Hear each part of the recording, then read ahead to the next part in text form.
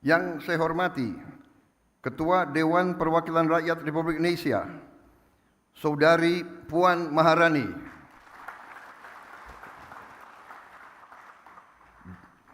dan para Wakil Ketua DPR RI yang hadir, serta para pimpinan dan anggota Dewan Perwakilan Rakyat Republik Indonesia, Komisi 6 dan Komisi 11.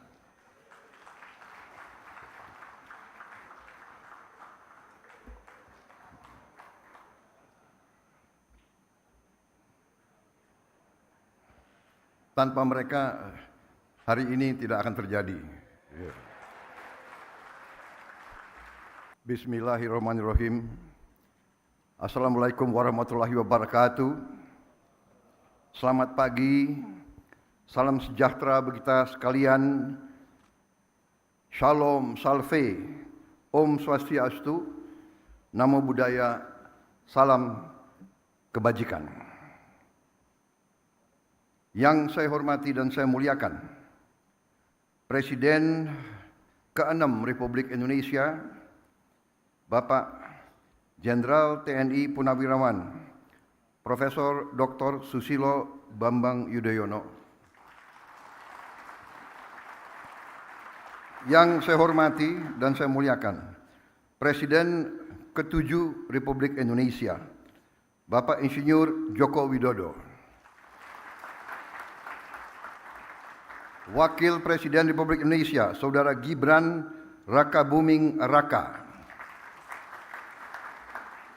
Yang saya hormati dan saya muliakan Wakil Presiden Republik Indonesia ke-13, Bapak Kiai Haji Profesor Dr. Ma'ruf Amin. Yang saya hormati dan saya muliakan Wakil Presiden Republik Indonesia ke-10 dan ke-12, Bapak Dr. Muhammad Yusuf Kalla. Yang saya hormati Wakil Presiden Republik Indonesia ke-11, Bapak Profesor Dr. Budiono. Ketua Majelis Permusyawaratan Rakyat Republik Indonesia, Saudara Ahmad Muzani, beserta para Wakil Ketua MPR,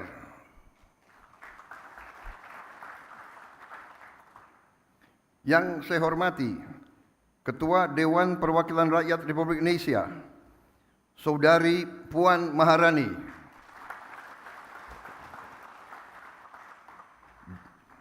dan para Wakil Ketua DPR RI yang hadir, serta para pimpinan dan anggota Dewan Perwakilan Rakyat Republik Indonesia, Komisi 6 dan Komisi 11.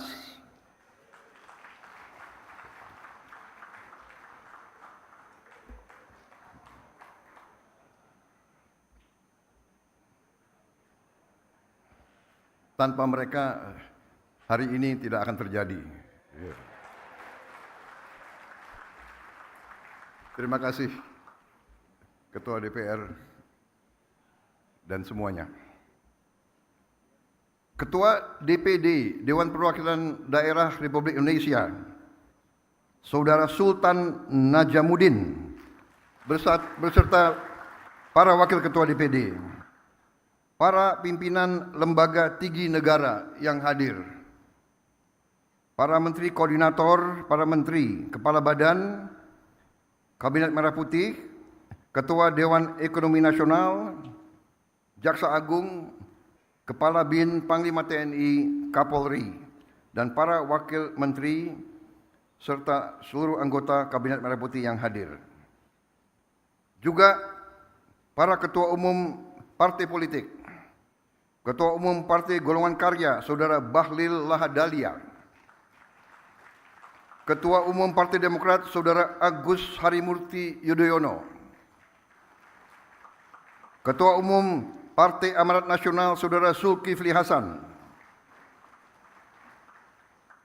Ketua Umum Partai Kebangkitan Bangsa, Saudara Muhaimin Iskandar, Ketua Umum Partai Nasdem, Saudara Surya Paloh berhalangan karena sedang berada di luar negeri. Presiden PKS, Saudara Ahmad Saiku juga berada di luar kota. Ketua Umum Partai Gelora, Saudara Anies Mata. Ketua Umum Partai Persatuan Pembangunan, Saudara Mardiono. Ketua Umum Partai Gerindra, saya sendiri.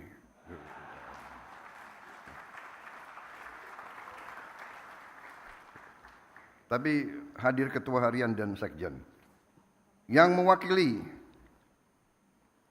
Partai Bulan Bintang, Partai Prima, Partai Garda Republik, dan Partai PDI Perjuangan.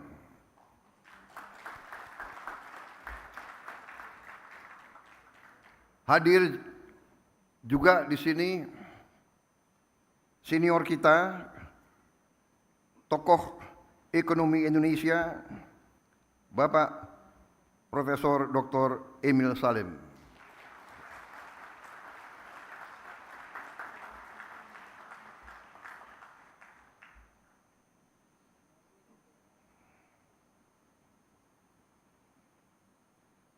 Yang saya hormati, para duta besar negara sahabat. Hadir di sini 65 duta besar negara sahabat. Dan 32 perwakilan juga negara-negara sahabat yang hadir.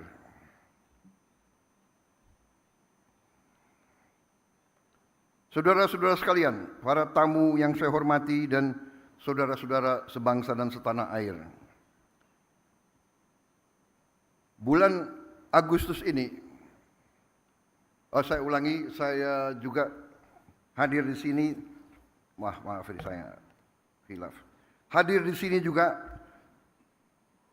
tokoh-tokoh organisasi agama, Ketua Umum Nahdlatul Ulama, Saudara Kiai Haji Yahya Khalil Stakuf, Ketua Umum Muhammadiyah, Profesor Dr. Kiai Haji Haidar Nasir, Ketua Presidium Konferensi Wali Gereja Indonesia, Monsinyur Antonius Subianto Bunyamin, perwakilan dari Persekutuan Gereja Indonesia, Majelis Ulama Indonesia, Parisada Hindu Dharma Indonesia, Pengurus Pusat Persatuan Umat Buddha Indonesia, Majelis Tinggi Agama Konghucu Indonesia. Hadir juga para ketua organisasi pengusaha. Hadir Ketua Umum Kadin beserta pengurusnya, Ketua Umum HIPMI beserta pengurus, Ketua Umum Apindo dan jajarannya, para pimpinan Foreign Chambers and Business Council in Indonesia, from United States, People's Republic of China, Europe, Japan, Australia, South Republic of Korea, and other friendly nations. Saudara-saudara sekalian, hadir juga tokoh-tokoh pengusaha nasional, Bapak Khairul Tanjung, Bapak Gariboldi Thohir, Bapak Franky Wijaya, Bapak Haji Andi Samsudin Arsyad,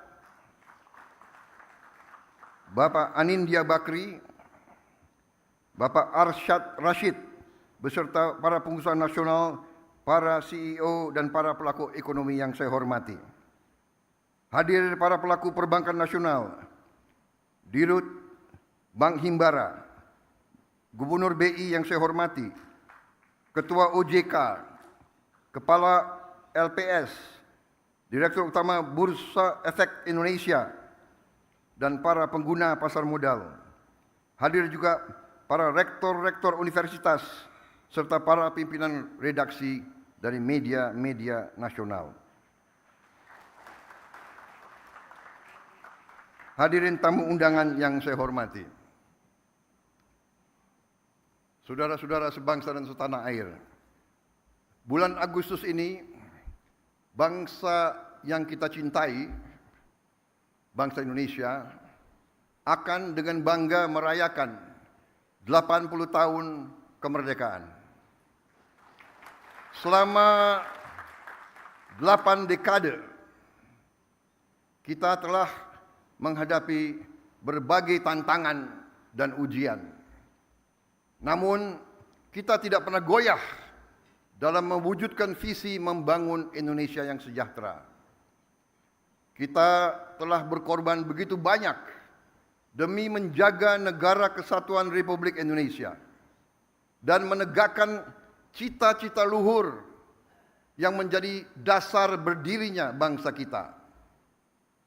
Namun, di tengah perayaan atas capaian yang telah kita raih, kita juga harus berani menghadapi kenyataan. Kita harus bertanya kepada diri kita sendiri. Setelah 80 tahun merdeka, mengapa masih ada anak-anak kita yang kelaparan? Mengapa para petani dan nelayan kita masih berjuang untuk mendapatkan hasil yang layak dari kerja keras mereka? Mengapa setelah 8 dasawarsa masih ada desa dan kota yang belum tersentuh listrik? Mengapa di tengah kekayaan yang kita miliki, masalah-masalah ini masih tetap ada? Dan yang lebih penting, bagaimana kita dapat memperbaiki keadaan ini? Bukan karena kita kekurangan sumber daya, tapi mungkin karena cara kita mengelola dan memanfaatkannya belum sepenuhnya memberi manfaat sebesar-besarnya bagi rakyat. Inilah kenyataan yang harus kita akui. Karena perubahan yang berarti hanya bisa dimulai dari keberanian untuk melihat kebenaran. Keberanian untuk melihat kekurangan-kekurangan kita. Mengelola dan memanfaatkan sumber daya alam yang dianugerahkan Tuhan untuk sebesar-besarnya kesejahteraan rakyat dan masa depan Indonesia adalah tugas utama kita. Sebagaimana diamanatkan dalam pasal 33 Undang-Undang Dasar 1945, ayat 1 yang berbunyi, perekonomian disusun sebagai usaha bersama berdasar atas azas kekeluargaan. Ayat kedua, cabang-cabang produksi yang penting bagi negara dan yang menguasai hajat hidup orang banyak dikuasai oleh negara. Ayat 3, bumi dan air dan kekayaan alam yang terkandung di dalamnya dikuasai oleh negara dan dipergunakan untuk sebesar-besar kemakmuran rakyat. Azas-azas ini harus menjadi pedoman kita dan memang telah menjadi pedoman kita dalam memastikan bahwa kekayaan nasional benar-benar memberi manfaat bagi seluruh rakyat Indonesia. Azas-azas inilah yang membimbing pekerjaan saya dan menjadi dorongan utama bagi saya dalam menjalankan amanah konstitusional dengan dedikasi serta efektivitas yang setinggi-tingginya. Mengatasi tantangan-tantangan ini memerlukan respons yang berani dan strategis. Itulah sebabnya peluncuran Danantara Indonesia hari ini memiliki arti yang sangat penting. Karena Danantara Indonesia bukan sekedar sebuah badan pengelola investasi, melainkan harus menjadi instrumen pembangunan nasional yang akan mengoptimalkan cara kita mengelola kekayaan Indonesia. Jangan salah, apa yang kita luncurkan hari ini bukan sekedar sebuah dana investasi, melainkan instrumen alat pembangunan nasional yang harus bisa mengubah cara kita mengelola kekayaan bangsa demi kesejahteraan seluruh rakyat Indonesia.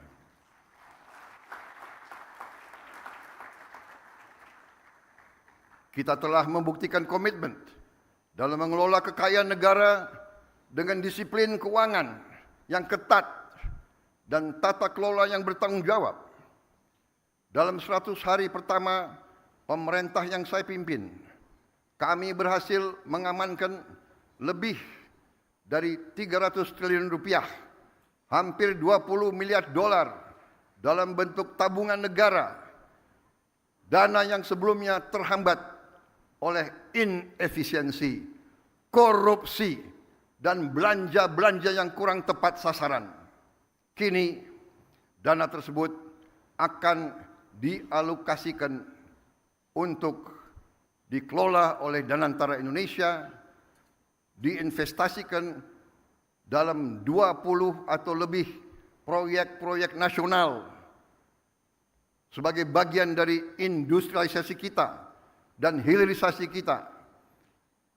Proyek-proyek yang berdampak tinggi yang akan menciptakan nilai tambah yang signifikan untuk bangsa kita, menciptakan manfaat nyata, lapangan kerja yang bermutu, dan kemakmuran yang berjangka panjang bagi masyarakat Indonesia. Kita tidak mau lagi menjual sumber alam kita murah. Kita tidak mau jadi sumber raw material bagi bangsa lain. Kita bertekad ingin menjadi negara maju. We have already proven our commitment to managing Indonesia's wealth and assets with very careful financial discipline and responsible governance. In our first 100 days, my administration secured over $20 billion in savings, funds that were once trapped in inefficiency, corruption, misallocation, but will now be channeled into 20 high-impact national projects, creating real long-term benefits for our people. Saya bersama pemerintah yang saya pimpin didukung oleh koalisi yang solid, bertekad keras untuk membangun suatu pemerintahan yang bersih, yang bebas dari korupsi. Saya akan melawan korupsi dengan sekeras-kerasnya dan dengan segala tenaga dan upaya yang bisa saya kerahkan tanpa pandang bulu.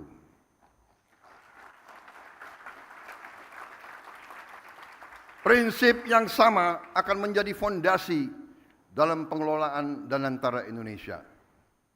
Visi untuk mengelola sumber daya nasional secara bijaksana bukanlah sesuatu yang baru. Tidak lama setelah kemerdekaan, para pendiri bangsa mendirikan Bank Industri Negara untuk membiayai sektor perkebunan, industri, pertambangan. Pendahulu-pendahulu kita telah lama investasi dalam sektor-sektor strategis.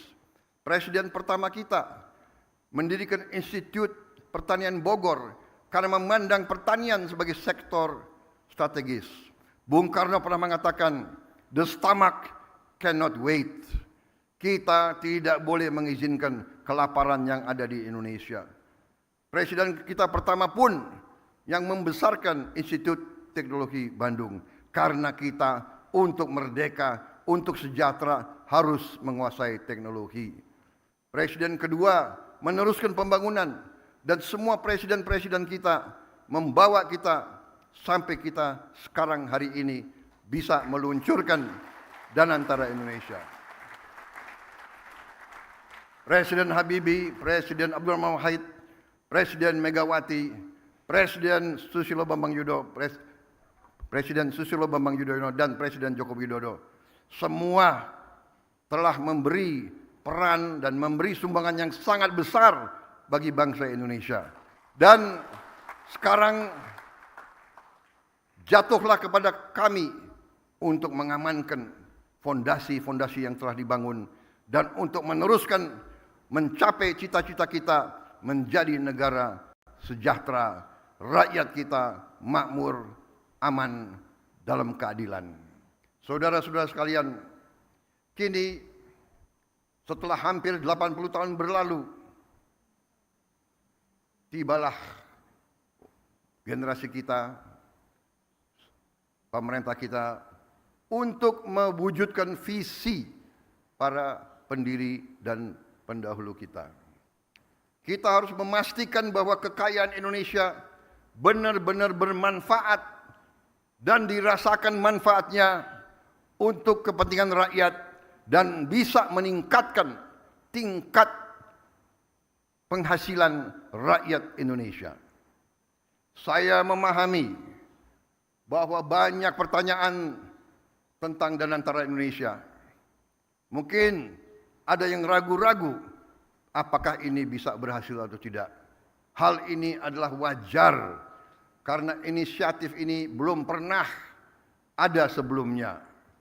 Namun hari ini seluruh rakyat Indonesia patut berbangga karena dengan total aset lebih dari 900 miliar dolar Amerika, Danantara Indonesia akan menjadi salah satu dana kekayaan atau sovereign wealth fund negara terbesar di dunia.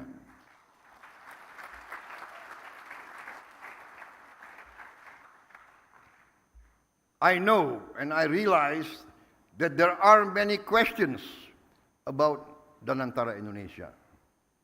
This can be expected because this is a new initiative, unprecedented in our history.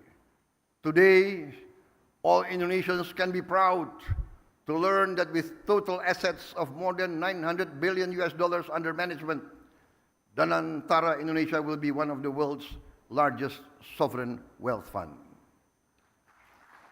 Danantara Indonesia adalah solusi strategis dan efisien dalam mengoptimalkan badan usaha milik negara. Kita tidak hanya akan menginvestasikan dividen BUMN ke industri-industri yang mendorong pertumbuhan jangka panjang, tapi juga akan mentransformasi BUMN kita menjadi pemimpin kelas dunia di sektor masing-masing. Perusahaan yang kompetitif, profesional, dan terintegrasi dalam ekonomi global. Kita ingin melihat lebih banyak BUMN Indonesia masuk dalam daftar Global Fortune 500. Membuktikan bahwa Indonesia bukan sekedar pengikut, tapi Indonesia juga dapat menjadi pelopor dan pemimpin dalam perekonomian dunia. Gelombang pertama investasi senilai 20 miliar dolar Amerika dalam kurang lebih 20 proyek strategis bernilai miliaran dolar akan difokus pada hilirisasi nikel, boksit, tembaga, pembangunan pusat data kecerdasan buatan, kilang minyak, pabrik petrokimia, produksi pangan dan protein, aquakultur, serta energi terbarukan. Inilah sektor-sektor yang akan menentukan masa depan kita, ketahanan kita, dan kemandirian bangsa kita. Pembentukan Danantara Indonesia menandai era baru bagi badan usaha milik negara, yang kita pandang bukan hanya sebagai entitas bisnis, tapi sebagai aset nasional yang akan menjadi agen pembangunan dan pertumbuhan. Fundamental bagi pertumbuhan ekonomi dan kesejahteraan rakyat. Oleh karena itu, BUMN harus beroperasi dengan standar yang tinggi, governance yang terbaik. BUMN harus mengembangkan inovasi, gagasan besar, transparansi, kemajuan teknologi, sekaligus menjaga disiplin, kehati-hatian, serta komitmen terhadap tata kelola yang baik dan pengelolaan yang bertanggung jawab. kolaborasi antara Indonesia, BUMN, dan mitra sektor swasta, dan UMKM serta koperasi akan menjadi kunci dalam memaksimalkan peran mereka dalam pembangunan nasional. Namun, ikhtiar kita terhadap Danantara Indonesia tidak berhenti di dalam negeri saja. Danantara Indonesia juga akan menjadi agen bagi peran global Indonesia yang semakin kuat. Melalui inisiatif ini kita akan menjalin kemitraan strategis dalam energi terbarukan, infrastruktur, pendidikan, dan menempatkan Indonesia sebagai pemain utama di tingkat global serta berkontribusi bagi kesejahteraan dan stabilitas regional dan dunia. Para tamu undangan yang saya hormati, para duta besar, para tokoh-tokoh bangsa yang hadir di sini, para pemimpin-pemimpin dari semua kalangan dan semua sektor. Danantara Indonesia menyampaikan kepada dunia bahwa kita siap untuk bekerja sama. Indonesia sends a clear message to our friends and our partners worldwide. Indonesia is open for collaboration, open for business, open for investment, and open for shared prosperity. Danantara Indonesia will allow us to expand our international cooperation, and I can only hope that our global partners will recognize Indonesia's potential, not just as an emerging economy, but as a force for regional stability and shared progress. Hari ini saya bangga dengan bangsa saya. Saya bangga kepada semua pihak yang telah bekerja keras mewujudkan Danantara Indonesia, karena ini adalah tonggak sejarah dalam perjalanan Indonesia menuju kemandirian ekonomi, ketahanan dan kesejahteraan. Dengan daya Anagata Nusantara yang artinya adalah energi, kekuatan masa depan bagi Nusantara, kekuatan energi masa depan bagi Indonesia. Yang artinya adalah Danantara Indonesia adalah untuk anak dan cucu kita.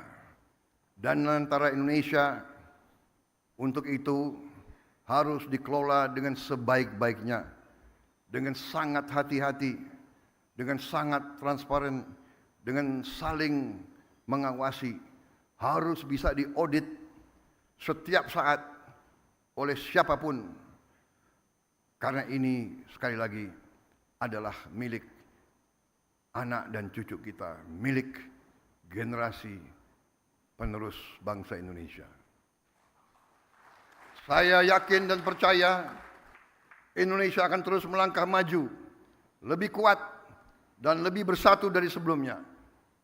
Dengan keyakinan ini mari kita bergerak bersama, bersatu dalam tujuan, teguh dalam tekad, dan yakin bahwa pencapaian terbesar Indonesia masih ada di depan kita. Saudara-saudara sekalian, percayalah, Indonesia akan capai cita-citanya. Kita akan menjadi negara maju, negara makmur, negara terhormat. Terima kasih. Wassalamualaikum warahmatullahi wabarakatuh. Salam sejahtera bagi kita sekalian. Shalom salve. Om santi santi santi om. Salam kebajikan, namo buddhaya. Merdeka! Merdeka! Merdeka! Terima kasih.